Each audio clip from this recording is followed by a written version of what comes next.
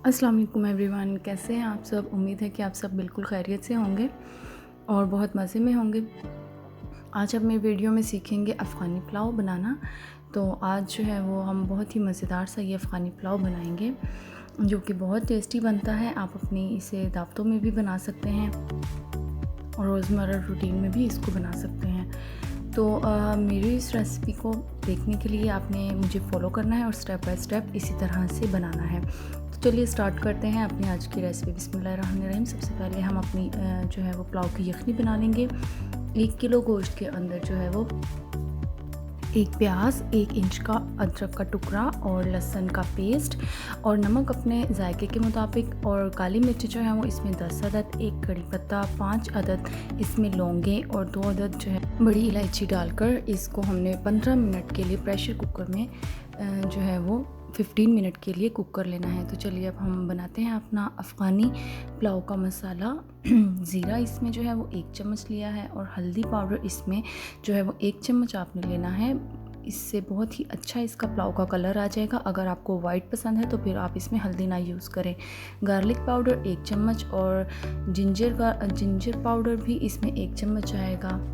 और ये जो है वो जावित्री पाउडर है, मैं इसमें पाउडर फॉर्म में यूज़ कर रही हूँ। अगर आपके पास होल है तो आप फिर इसमें 2 जो है वो उसकी स्टिक्स जो है वो यूज़ कर सकते हैं। नटमेग पाउडर इसमें आधा चम्मच आएगा। अगर आपने होल यूज़ करना है तो फिर आधा जो है वो नटमेग जायफल जो है वो आप इसमें डालिए। और ये दालचीनी पाउडर है, ये भी मैं इसमें आधा चम्मच डालूँगी। और 2 चम्मच जो है वो इसमें हमने धनिया पाउडर और आधा चम्मच लौंग का पाउडर और 1 चम्मच काली मिर्च का पाउडर डालकर इसे अच्छी तरह से पाउडर बना लेंगे। तो अब हम जो है वो 1 कप ऑयल को गर्म कर लेंगे। इसमें जो हमने बारीक कटी हुई गाजरें और जो हमारी किशमिश है इसको हम अच्छी तरह से फ्राई कर लेंगे ताकि इसका एक अच्छा सा फ्लेवर आ जाए। तो इस तरह से जब ये फ्राई हो जाए तो हमने इसको ऑयल से रिमूव कर लेना है। तो फिर उसी ऑयल में जो है वो आपने 1 अदद प्याज डालकर उसे थोड़ा सा गोल्डन कर लेना है। और फिर उसमें जो हमारी यखनी का जो हमारा गोश्त है जो गला हुआ वो हमने इसमें ऐड कर देना है। तो इसे हमने अच्छी तरह से भून लेना है और इसके अंदर जो हमारे वो मसाले हैं जो हमने बनाए हैं वो भी इसके अंदर हमने ऐड कर देने हैं। तो ये जो तमाम मसाला है इसमें से मैं 4 चम्मच जो है वो इसके अंदर डालूँगी। और नमक जो है वो आपने अपने हिसाब से डाल लेना है क्योंकि यखनी में भी नमक है। तो आप पहले यखनी डाल लीजिएगा और उसके बाद जो है वो अपने टेस्ट के मुताबिक इसमें नमक ऐड कीजिएगा। तो इस तरह से हम ये मसालों को भून लेंगे। लहसुन अदरक हम नहीं डालेंगे क्योंकि वो हमने पाउडर फॉर्म में डाला है। अगर आप चाहें तो आप पेस्ट फॉर्म में भी यूज़ कर सकते हैं। तो अब ये भून चुका है। अब जो हमारी यखनी है वो हम इसके अंदर ऐड कर देंगे।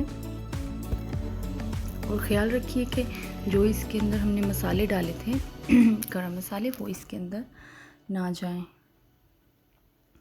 इस तरह से हमने इसको अच्छी तरह से जो है वो 10 मिनट तक के लिए बॉईल करना है ताकि जो हमारे मसाले हैं वो अच्छी तरह से पानी के अंदर मिक्स हो जाएं और उनका बहुत ही अच्छा सा टेस्टी सा फ्लेवर पानी में आ जाए।